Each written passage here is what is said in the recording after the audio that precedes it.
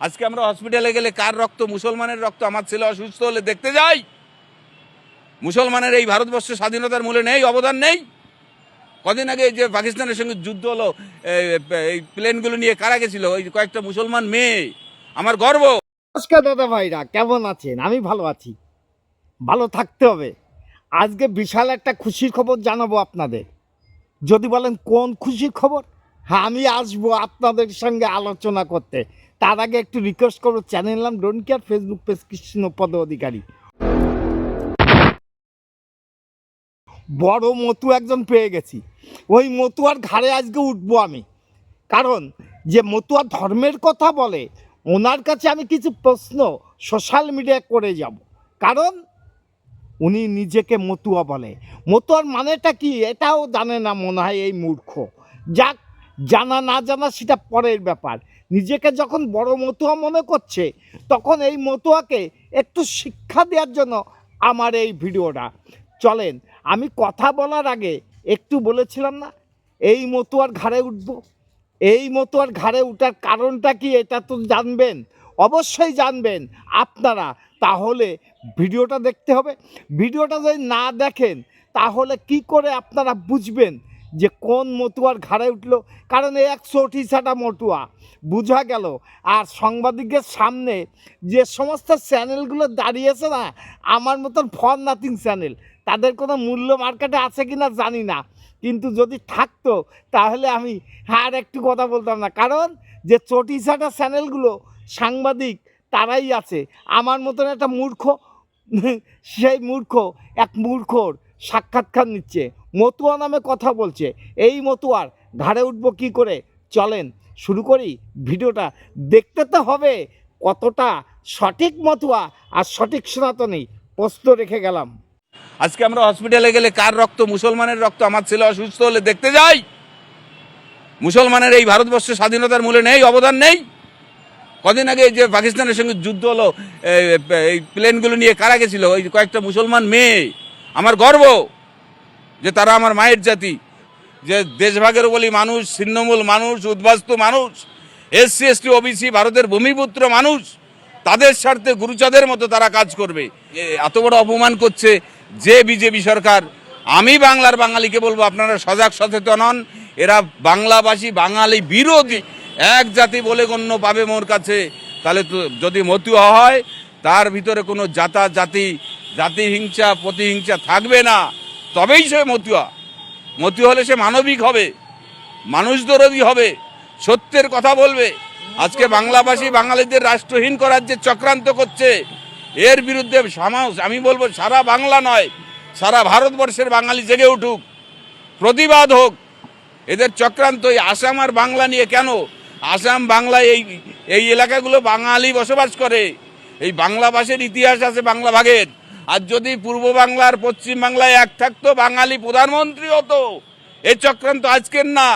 দিল্লি আজীবন বাংলার প্রতি বঞ্চনা করে যাচ্ছে, বাঙালি উপর অত্যাচার করে যাচ্ছে। পরিযায়ী শ্রমিকদের প্রতি কী ব্যবহার করেছে দেখো নি তোমরা? তাহলে আমি বলবো বাংলার বাঙালি গর্জে উঠুক। আর স্বাধীনতার মূলেই বাংলার থেকে আন্দোলন হয়েছে। নেতাজি সুভাষ, বিনয় বাদল, দীনেশ ক্ষুদিরাম, এরা কারা? এরা বাঙালির সন্তান, বাঙালি রক্ত দিতে জানে, বাঙালি অধিকার আদায় করতে জানে। আমি একজন বাঙালি বলে গর্ব করি, আমার মাতৃভাষা বাংলা। মানে যে মানুষটা শ্রী শ্রী হরিলীলামৃত গ্রন্থ ধরে মিথ্যা কথা বলতে পারে। আমাদের মতীয় দর্শন, হরিগুরুচাঁদের দর্শনের মূল গ্রন্থ কিন্তু শ্রী শ্রী হরিলীলামৃত। সেই লীলামৃত শুয়ে তিনি একসময় প্রতিজ্ঞা করেছিলেন ঠাকুরবাড়ি রাজনীতি মুক্ত করব। আর তিনি এখন ঠাকুরবাড়িতে রাজনীতির আতুরঘর করেছেন। তানার কথা যদি কোনো মতুয়া, কোনো দেশভাগের বলি মানুষ শোনে, তাহলে তার বিপদ অনিবার্য। এবং তিনি এই গোসাই পাগলদের বলছে আমরা রোহিঙ্গা। উল্কি কিছু বলেছে কিনা জানি না, রোহিঙ্গার মতন কথা বলছেন। কারণ কি জানেন? বাংলাদেশে কেন আসলেন? বাংলাদেশে এই মুসলমানদের ঠাপ খেয়ে এই দেশে এসছেন, ভুলে গেছেন নাকি? আর আপনি যে হরিচাঁদের কথা বলছেন, লীলামৃতর কথা বলছেন, আসবো আলোচনা, সেই লীলামৃতর আলোচনা আসবো। এই হরিচাঁদ আসলো কোথা থেকে? আসার উদ্দেশ্য কি আপনি কি জানেন? যদি জেনে থাকেন তাহলে কমেন্ট বক্সে জানিয়ে দেবেন। যে সমস্ত মতুয়ারা জানবেন কমেন্ট বক্সে জানিয়ে দেবেন আসার মূল উদ্দেশ্য কী। আর লীলামৃত, এই লীলামৃত নিয়েও একটু আলোচনা করব। যে আপনি বলছেন যে ঠাকুরবাড়ি রাজনীতি মুক্ত করব। আরে গণ্ড মূর্খ, পিয়ার ঠাকুর সে একজন সংসদ ছিল, সেটা কি জানো না? আজকের না, কিখানে দাঁড়িয়ে জ্যোতি বসুর আমলে জ্যোতি বসু অনেকবার গেছে ওই ঠাকুর বাড়িতে, কিন্তু ঠাকুর বাড়ি কেউ কোনো দিন ওই হরিচাঁদ বলেন আর গুরুচাঁদ বলেন আর রাজনীতি বলেন, তার ছিল ধর্মের কথা। আর আপনারা এসে যে চটি সেটে যে সমস্ত কথাবার্তা বলছেন প্রধানমন্ত্রীকে নিয়ে, স্বরাষ্ট্রমন্ত্রীকে নিয়ে, বড় কিছু পেয়ে গেলেন কিনা আসবো আলোচনায়। এই ভারতবর্ষ 1947 সালে স্বাধীনতার পরে উড়াকান্দি ঠাকুরবাড়ি কয়জনে গেছে? আপনি কি বলতে পারেন? আমাদের দেশের, গর্ব করে বলতে পারি, আমাদের দেশের প্রধানমন্ত্রী নরেন্দ্র দামোদর মুন্সি গেছে। আপনি বেলজ্জিতের মতন কথা বলছেন ওটা মুসলমানের রক্ত কিনা। আরে মুসলমানের রক্ত না, মুসলমানকে নিয়ে খান না, কে বারণ করেছে আপনাকে? যদি মুসলমানকে নিয়ে খেতেই পারতেন তা বাংলাদেশ থেকে ঠাপ খেয়ে দেশে কেন আসলেন? হ্যাঁ, এসে বড় বড় ডায়লগ পাচ্ছেন। আর শুনে রাখেন, লীলামৃত কথাটা বললেন, এই লীলামৃত যত লীলামৃত আছে, যত মত আছে, সেই মতে লীলামৃত কোনো জায়গায় পূর্ণ ব্রহ্ম হরিচাঁদ লীলামৃত লেখা নেই, শুধু হরিচাঁদ লীলামৃত লেখা আছে। এই শব্দটা মানেটা কি বলতে পারেন কি? আপনাকে বোঝার ক্ষমতা আছে কি? আপনি কি বলতে পারবেন এর মানেটা কি? আর হরিচাঁদ আসলো কেন? আসার উদ্দেশ্যটা কি? এটা কি আপনি বলতে পারেন? কোথা থেকে আসলো? কেন ঈশানকুণ্ডে জন্মগ্রহণ করেছিল? এটাও কি জানেন? জানেন কেন জানি না, কিন্তু যদি না জেনে থাকেন আপনি আমার কাছে জানবেন যে হরিচাঁদের এই আসার উদ্দেশ্যটা কি, তার উদ্দেশ্য কী ছিল সেটাও মনে হয় জানেন না। কারণ আপনারা তো মূর্খ, চুল আর দাড়ি রাখলে বড় হরি গোসাই হওয়া যায় না। কারণ ঠাকুরবাড়ির কাউকে যদি অপমান করা হয়, কথা বলা হয়, সেটা স্বয়ং ঠাকুরকে অপমান করায়, এটাও তো আপনি নির্বোধ। আপনি যদি এতই ভাগ্যবান ব্যক্তি হতেন তাহলে ওই ঠাকুরবাড়ির জন্ম নিতেন। যেহেতু আপনি এত বড় ভাগ্যবান ব্যক্তি নাই বিদায় ওই ঠাকুরবাড়ি গিয়ে আপনার মাথা ঠোকা লাগে। আর যাদের পরে মাথা ঠোকেন যে ঠাকুরের নামে আপনি যে কথাগুলো বলেছেন, বাংলার সনাতনীরা কোনো দিন মেনে নেবে না। আমার এই ভিডিওটা দেখার পরে যারা হরিচাঁদ লীলামৃত পড়েছেন তারা একটা কথা আমাকে বুঝিয়ে দেবেন তো, হরিচাঁদ লীলামৃত কেন পূর্ণ ব্রহ্ম শব্দটা লেখা থাকে এবং হরিচাঁদ আসলো কোথা থেকে, আসার উদ্দেশ্যটা কি? এই মূর্খরা জানে না, না জেনে শুনে এই হরিচাঁদ লীলামৃত নিয়ে কথা বলে।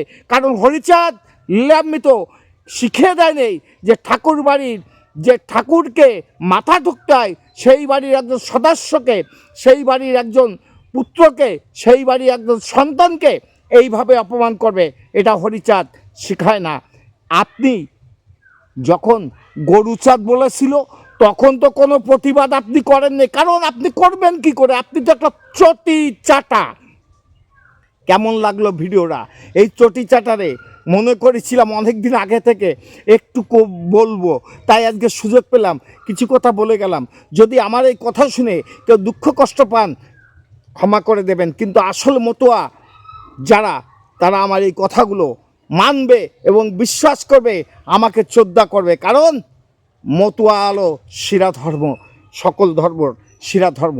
এই মূর্খ সেটাও জানে না কাকে সম্মান করতে হয় আর কাকে অসম্মান করতে হয়, এটাও জানে না। কারণ যে ঠাকুর বাড়িতে গিয়ে মাথা ঠোকে সেই ঠাকুর বাড়ির সদস্যকে নিয়ে নিন্দা করলো, তাই আমি প্রতিবাদ করলাম। ভিডিওটা যদি ভালো লাগে লাইক শেয়ার কমেন্ট করবেন।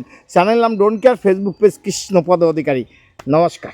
Madam, when sorry.